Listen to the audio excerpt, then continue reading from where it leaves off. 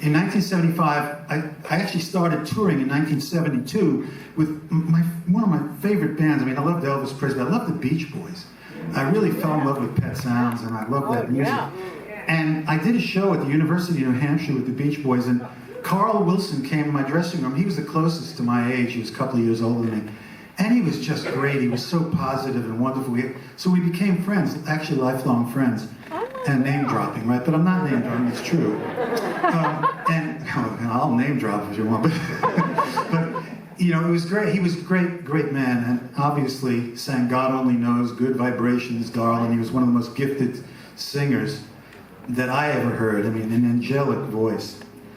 And so I was out in California doing something in Los Angeles, a TV show. I think it was called The Midnight Special. You probably don't remember that. Oh, hey, well, all right then. Wolfman Jack. A lovely piece of work. I love him. But anyway, Carl invited me to his house in Beverly Hills. Now, I was living at that time, I had an apartment in Queens. You know, I mean, every girl I ever dated sounded like the nanny. But, so Carl had this beautiful house right in Coldwater Canyon, right down the street from the Beverly Hills Hotel. And so he had this beautiful spread laid out for lunch. But I'll never know what it tasted like. Because before I could get a bite, his two giant husky dogs jumped up, knocked the table over, ate everything. And he was so nice, he couldn't stop apologizing. I said, Carl, don't worry about it. I have a crazy Irish setter at home called Shannon, and I've seen this performance many times. Now, as soon as I said that, he got very quiet. And he said, in that inimitable California accent of his, he said, you know, Henry, I had a dog named Shannon that I loved very much. It was hit by a car and killed a month ago. Oh, no. Wow. I felt like telling him jokes after that. So, anyway, we had a lovely day, and when I got back to Queens, I was sitting on the bed with my Shannon thinking about Carl when I drifted off and wrote this song that became a multi-million seller around the world in 1976. Now the funny thing about it is that I grew up in Brooklyn. Oh, you got a problem with that? So I grew up in Brooklyn, and no one, I never talk about this, but when Shannon was a big hit, the borough of Brooklyn wanted to give me a key to the city. But I turned them down. I didn't need another coat hanger. But anyway, I digress. I thought I'd put a little smile on it because it's a sad song. And here it is, and I hope you love it. And if you don't understand dog songs, the reason I thought it was okay, so many people say, oh, it's a song about a dead dog. Yeah, it's a song about a dead dog. Did you ever lose one? It's horrible. So, but the reason I thought it was okay to do it, it was Elvis Presley's fault.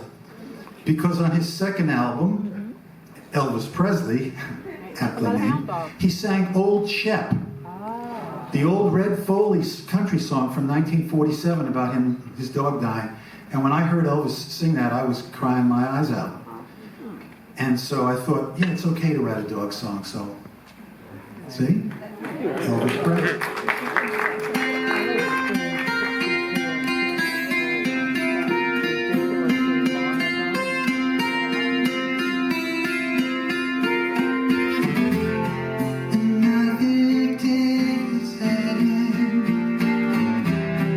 Says she's tired again.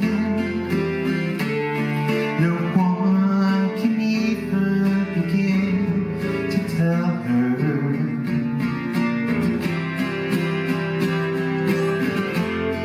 I hardly know what to say, but maybe it's better that way. If Papa were here, I'm sure